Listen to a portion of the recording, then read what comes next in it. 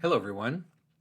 With Netflix putting out the recent Sandman series based on Neil Gaiman's famous comic book, I thought I would comment on a single issue of Sandman, which actually appears in the series as this bonus episode at the end of the series, which is called "The Dream of a Thousand Cats." And I've mentioned Neil Gaiman before a few times because I think that he has a very powerful insight on the manner in which attention functions and the manner in which attention is related to the way the world lays itself out. Now, of course, I think he gets certain things wrong, but his basic intuition about the manner in which attention works is quite powerful.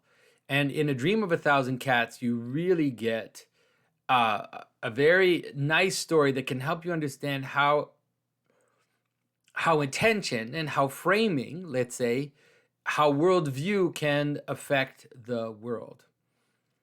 And so, A Dream of a Thousand Cats is basically the story of a little cat who is called by an older cat to come with it to come to a great meeting of cats. And so the little cat comes out and then walks with this cat in a graveyard where they all kind of gather together to encounter this one special cat. This special cat tells them a story. It tells them the story of how at some point it went through a kind of trauma. That is, that it thought that its masters were on its side. It thought that its masters were there for her, but one day her masters took the baby cats that she had given birth to and took them away from her, throwing them into the water, killing them.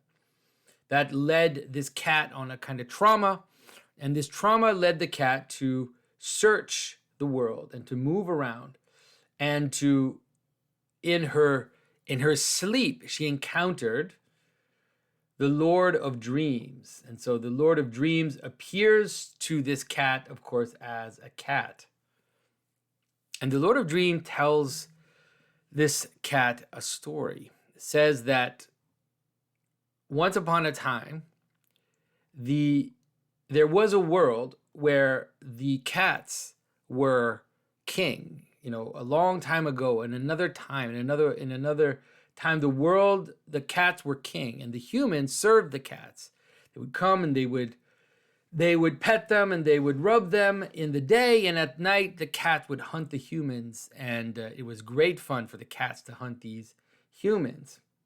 And one day a human was born, and interestingly enough, you'll notice this is the human, and the human has a mushroom. So yeah, you can kind of see at least what is related to the way he perceives the structure of reality. But nonetheless, let's keep going.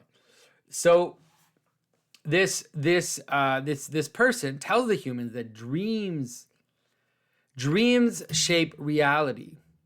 And if we dream a different world, then those dreams will change reality, will actually change the world.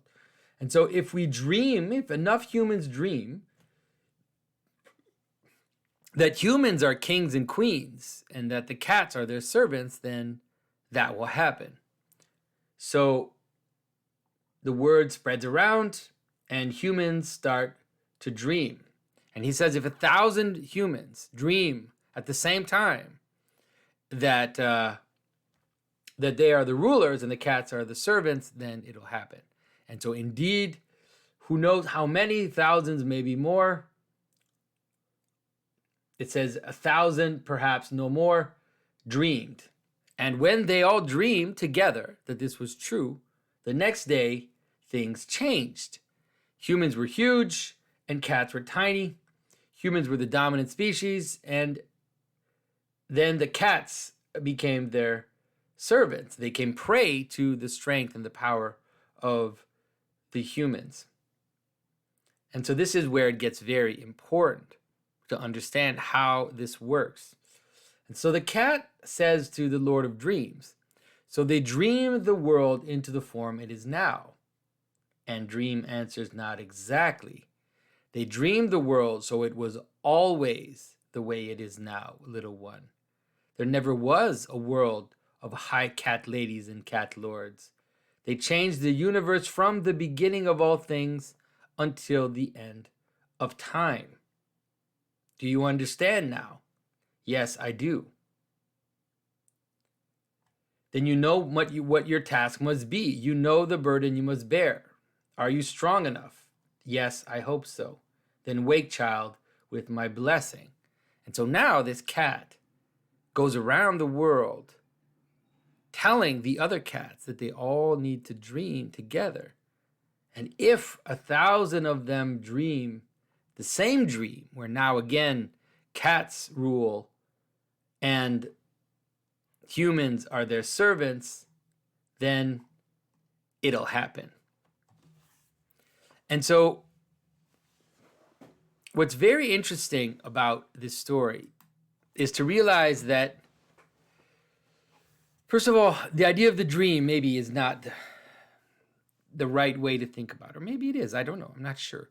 But the idea is that when there is the change of worldview, the change doesn't happen only from now. It happens from forever. Because when you change the shape of the world, you change the beginning of the world. You change the origin of the world. And this will transform all of reality. And so this might seem a little fantastical to you, but this has happened quite a few times before. And it's probably important to understand it because there are people right now trying to do it to the world as we speak. And so you can understand, for example, that one of the changes that happened is, if you understand the transformation that happened between Rome and Christianity, that is, the conversion of Rome transformed the origin of the world, transformed the world from the beginning until the end of time. The gods that the Romans worshipped became demons from the beginning until the end of time. And love became the source and the let's say the rule of the world from the beginning until the end of time. Now you can understand that this is especially true of Christ himself, and that is, in some ways, it can help you understand the mysterious language that is used to explain the story of Christ, which is that when Christ died on the cross, he was creating the world.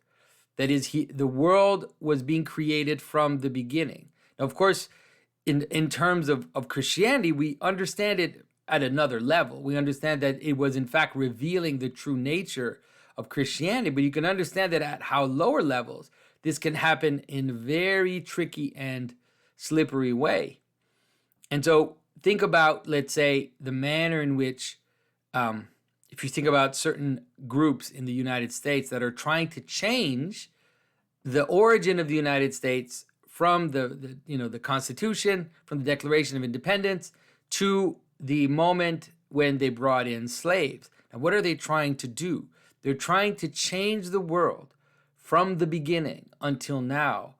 And if you're able to affect reality in its most profound way, you can see that it not only changes it from the time that you changed it, but it retroactively transformed all the causes. This happens especially in the moment when the type of causes we're talking about are different. So think about now the Galileo moment. The Galileo moment is a very powerful version of this, which is that the type of origin that that was being described in scripture or in myth, in ancient stories, was different from the type of origin or the type of causality that Galileo was bringing about. You see the same thing in the story in Darwin. And so, but once the change has happened, once the shift has happened, once the shape of the world has changed, then the causality goes all the way back. And what happens, actually, this is something that the Neil Gaiman story doesn't deal with, is that what happens is the world before the origin, like before the change, aspects of the world before that were dealing with the shape of the world become completely incomprehensible, become fantastical and strange, and you don't even understand what it is they're talking about. And so when modern, for example, scientific people read, ancient medieval texts, they have no idea what even the subject is. It just looks like a bunch of nonsense that is being said, because it does not at all fit in the shape of the world in which they live from the beginning.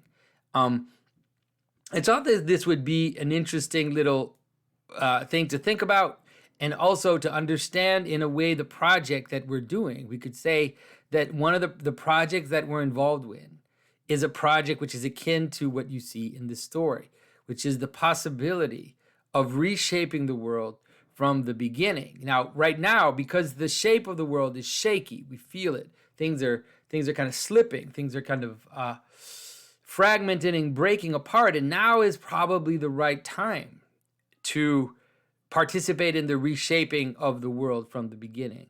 And so hopefully, I do believe that reshaping that in the vision, the Christian vision is the best shape that the world can have. It is the best origin that the world can have. But we're going to see, if you think about some of you who've been watching the Symbolic World, think about how you are now capable of thinking certain things that you were never able to think, that you're able to see certain causalities that you were never able to see. So much so that it actually becomes difficult sometimes to remember the type of causalities, or the force of the arguments on which you relied before in order to explain the world to yourself. Now, this is because things are shaky, so we still have kind of access.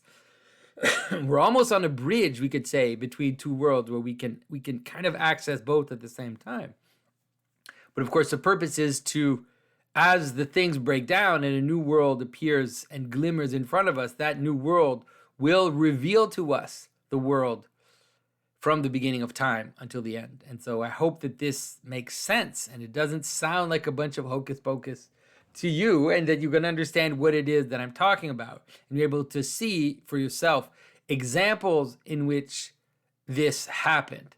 That if you can change the world at its very core, it's something that affects the entire world from the beginning until the end. So thanks everybody for your attention. Thanks for your support. I really appreciate it in these strange and difficult times, and I will talk to you very soon.